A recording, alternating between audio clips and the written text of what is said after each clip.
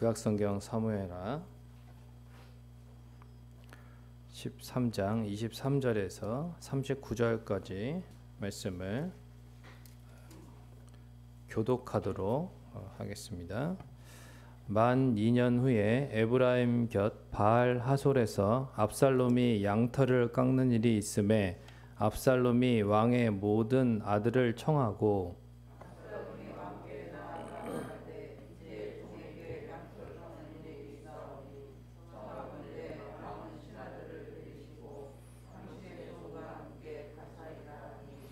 왕이 압살롬에게 이르되 아니라 내 아들아 이제 우리가 다 갈 것 없다 내게 누를 끼칠까 하노라 하니라. 압살롬이 그에게 간청하였으나 그가 가지 아니하고 그에게 복을 비는지라.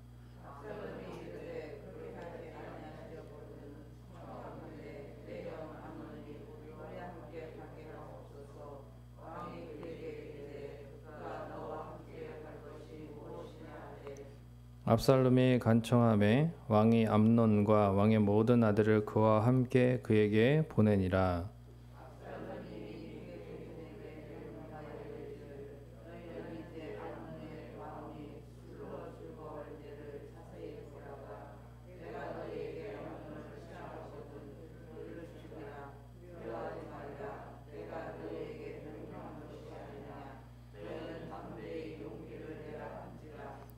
압살롬의 종들이 압살롬의 명령대로 암논에게 행하매 왕의 모든 아들들이 일어나 각기 노새를 타고 도망하니라.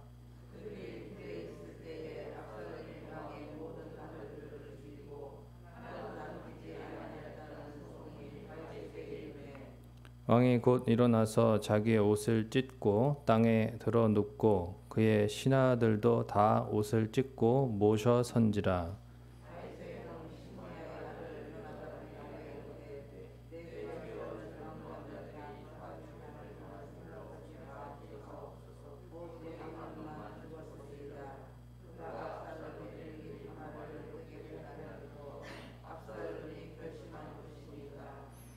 그러한즉 내 주 왕이여 왕자들이 다 죽은 줄로 생각하여 상심하지 마옵소서. 오직 암논만 죽었으리이다 하니라.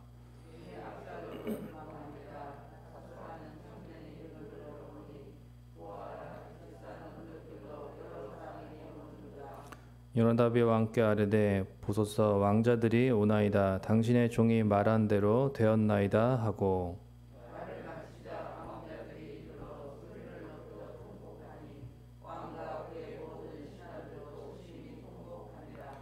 압살롬은 도망하여 그술왕 암미훌의 아들 달메에게로 갔고 다윗은 날마다 그의 아들로 말미암아 슬퍼하니라.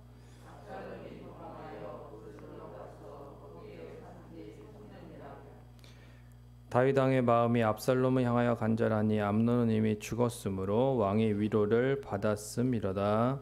아멘. 복된 주일입니다. 하나님께서 또한 주일 새벽에 나오신 성도님들에게 또 하나님의 은혜와 평강으로 가득 채워주시기를 주님의 이름으로 축원을 드립니다. 본문은 이 13장의 내용 가운데에는 다윗 집안에 일어난 이 범죄들을 기록하고 있습니다. 성적인 범죄와 그리고 살인죄가 이 다윗 자녀들 사이에서 그대로 나타나는데 이것이 바로 다윗이 심은 대로 거두고 있는 것을 보게 됩니다. 왕의 계승의 1위였던 이 장자 암논이 이복누이 다말을 연모하여서 범죄하게 되죠. 그리고 이제 다말의 오빠인 압살롬이 2년 동안에 복수의 칼을 갈다가 이제 실행에 옮기는데 그 결과로 인해서 암논이 죽게 됩니다. 이복 남매 간에 또 이복 형제 간에 이러한 죄악들이 벌어지게 되고 그 결과로 이제 다윗은 두 아들을 다 잃게 되는 거죠. 자신의 죄에 대한 대가로 인해서 두 아들을 잃은 이 다윗의 심정이 어땠을까요? 다윗은 31절에 보면 옷을 찢고 땅에 들어 눕고 라고 되어 있고 36절에는 심히 통곡하였고 37절에는 날마다 슬퍼했다 이렇게 기록하고 있습니다. 다윗의 눈에서 눈물이 마를 날이 없는 이러한 비극적인 현실을 다윗이 겪고 있었습니다. 아들 암논의 죄 속에서는 이제 다윗 자신의 그런 힘으로 밧세바를 범했던 그 죄가 떠올랐을 것이고, 압살롬의 죄 속에서는 밧세바의 남편인 우리아를 죽였던 그 죄가 다시금 떠올랐을 것입니다. 그러니까 다윗으로 하여금 죄의 무서운 그 대가를 경험하게 하시는 거죠. 그것은 그만큼 다윗을 정결하게 하시고 다윗을 더욱 정금과 같이 연단하시기 위한, 그 안에서의 불순물을 제거하시기 위한 하나님의 징계의 모습이었습니다. 하나님께서는 다윗으로 하여금 자신의 죄가 떠오르게 하셨고, 그리고 몸소리 쳐지게끔 그렇게 고통스러운 가운데 다윗이 그만큼 죄에 대해서 뼈저린 그러한 경험을 하도록 하나님은 그렇게 섭리하셨습니다. 하나님이 죄를 범하지는 않으셨지만, 하나님이 죄를 범한다는 말 자체가 말이 안 되죠. 하나님이 악을 행하지 않으셨지만 하나님께서는 암논과 압살롬의 죄악을 허용하심으로써 다윗으로 하여금 하나님의 그 심정을, 하나님의 그 슬픔, 하나님의 그 마음의 고통과 하나님의 통곡을, 하나님의 눈물을 느끼게끔 그렇게 하나님은 섭리하셨던 것입니다. 이러한 고통 가운데에서 자녀들의 범죄로 인해서 통곡하는 그러한 모습 속에서 다윗은 하나님의 고통과 슬픔을 느끼게 되었을 것입니다. 지금 다윗의 이 심정이 범죄한 다윗을 향한 하나님의 심정이었던 것이죠. 때로는 부모가 자녀로 인해서 가슴이 정말 찢어지게 아플 때가 여러 번 있는데, 자녀가 이제 정말 부모가 어떻게 손쓸 수 없는 그런 고통 가운데 있을 때, 질병으로 인해서 그렇게 정말 부모의 마음이 아플 수 있습니다. 자녀가 고통당하고 있으면 막 열이 펄펄 끓고, 또 어떤 질병으로 인해서 병원에 입원해서 그 밤을 잠을 자지 못하고 있는 모습을 부모가 옆에서 볼 때에 부모의 마음이 내가 대신 아프고 싶은 그러한 찢어지는 마음을, 그런 비참한 슬픔을 경험하게 되죠. 또 한편으로는 자녀의 그 죄를 발견하게 됐을 때, 내 자녀 안에도 이런 죄가 있구나. 그러니까 자녀를 혼내면서 정말 가슴이 아픈,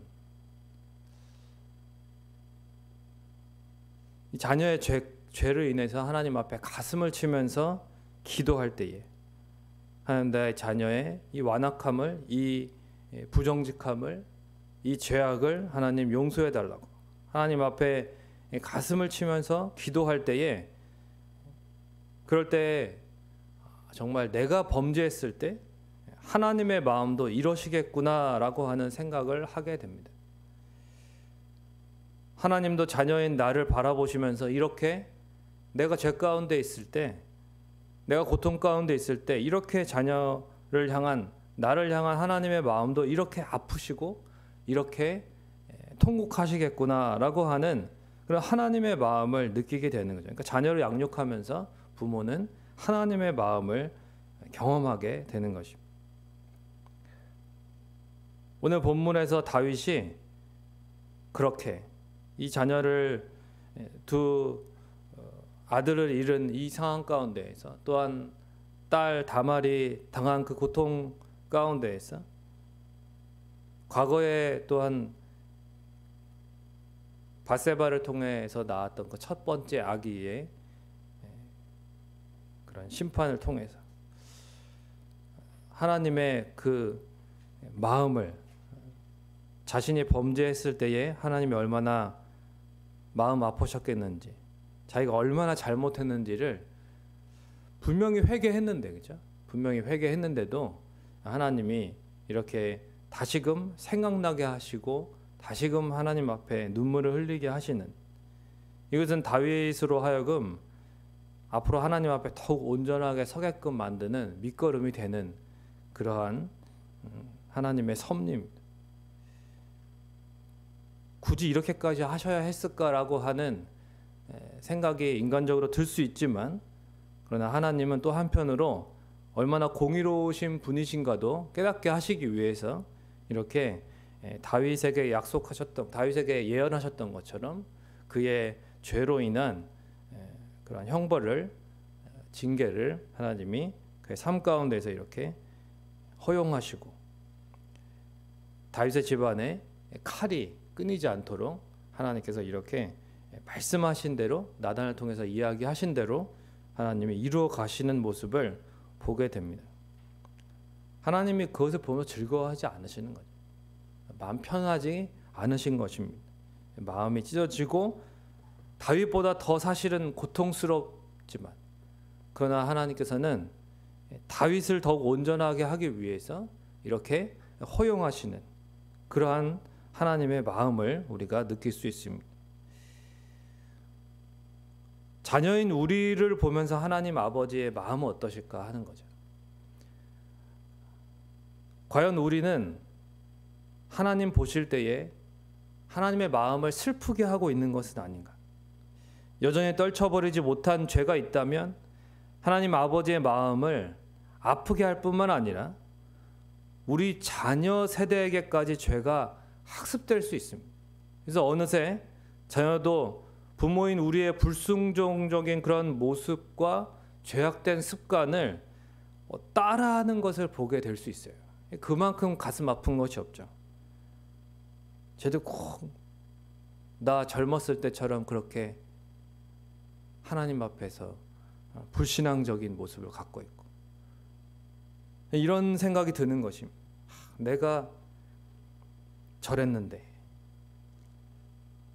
현재는 과거의 결과고 미래의 토대입니다. 하나님은 심은 대로 거두게 하십니다.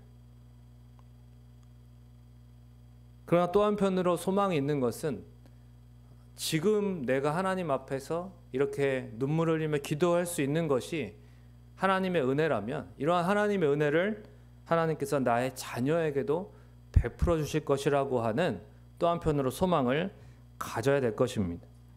하나님 앞에서는 그 어떤 불순종도 간과되지 않고 그 어떤 순종도 헛되지 않은 것입니다. 하나님은 우리가 하나님이 기뻐하시는 거룩한 것을 심을 때에 복된 열매를 반드시 거두게 해주십니다. 그러므로 우리 자신뿐만이 아니라 자녀들의 미래를 위해서 현재를 하나님 앞에 거룩하게 심으시기를 주님의 이름으로 부탁을 드립니다. 말씀을 맺겠습니다. 사무엘하 11장의 그 다윗의 안타까운 범죄는 사무엘하 12장 9절에서 하나님이 분명히 지적하신 것처럼 여호와의 말씀을 업신여긴 것에서부터 비롯되었습니다. 어떤 상황에도 하나님의 말씀을 업신여기지 않는 것, 자녀인 우리의 범죄에 슬퍼하시는 하나님 앞에서 우리가 늘 성결케 위해서 애쓰면서 살아가는 것을 주님이 원하신다는 것입니다. 현재가 미래의 토대임을 늘 기억하면서, 그래서 거룩한 현재를 심음으로 반드시 복된 미래를 맞이하는 우리와 그리고 자녀 세대가 되기를 주님의 이름으로 축원을 드립니다.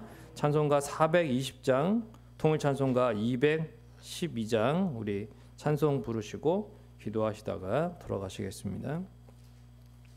찬송가 420장입니다.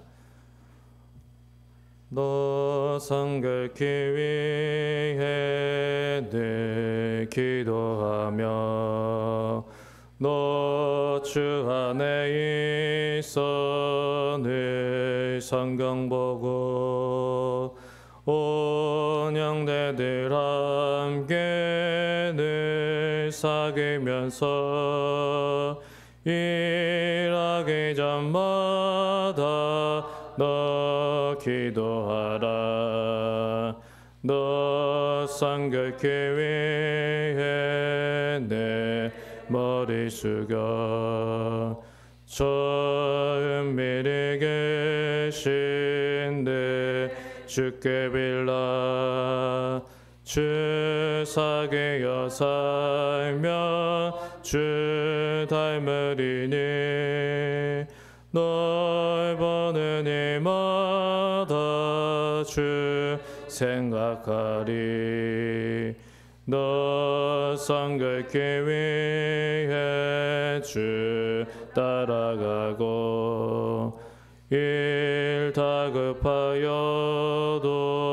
다 방치 말고 참 즐거울 때나 또 슬플 때나 너 주님만 믿고 늘 따라가라. 너 성결케 위해 늘 기도하며 내 소원을 주께 다 맡기어라. 너 성령을 받아 주 섬겨 살면 저 천국에 가서 더 잘 섬기리. 말씀을 기억하면서 함께 또한 기도하시다가 돌아가실 때에 현재는 과거의 결과이고 미래의 토대가 된다는 것을 기억해야 됩니다. 하나님 앞에 하나님은 심은 대로 거두게 하시고 그러나 우리가 거룩하지 못한 것을 심었을 때에 하나님은 가감해 주시는 거죠.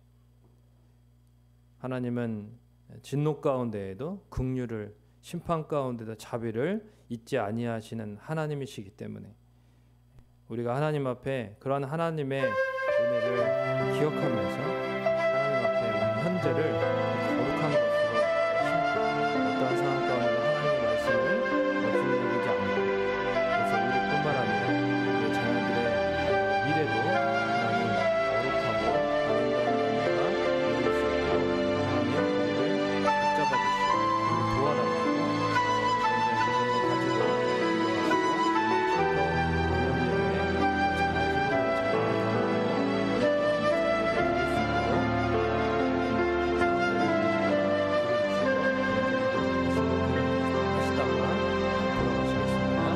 좋으신 아버지 하나님, 은혜와 사랑을 감사합니다. 하나님 아버지, 우리에게